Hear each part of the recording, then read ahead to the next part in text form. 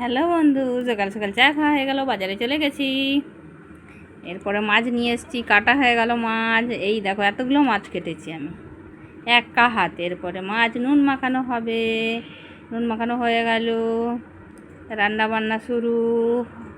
কড়াইয়ে ভাজতে দিয়ে দেওয়া হয়ে গেল, মাছের ঝোল তৈরি। এদিকে কেমন রং বেরিয়েছে, দারুণ। চলে এসো আমার বলকে, আমি রাঁধুনি। আর রান্না করতে দারুণ ভালো লাগে। আর রান্না করে ঘাম ঝরাতেই হবে, ঘাম তো ঝরবেই, খেতে দারুণ। আর ঘাম, যাই হোক, রান্না তৈরি। এরপরে একদিকে কাঠের উনুনের ভাত, দেখো বন্ধুরা কি সুন্দর জ্বলছে। এরপরে এতগুলো রান্না বান্না তৈরি, কি সুন্দর লাগছে। হয়ে গেল খাবার তৈরি। কতজন খাবে চলে এসো। বাই বন্ধুরা, সাবস্ক্রাইব আমার চ্যানেলে এসো। সুন্দর সুন্দর ব্লগ,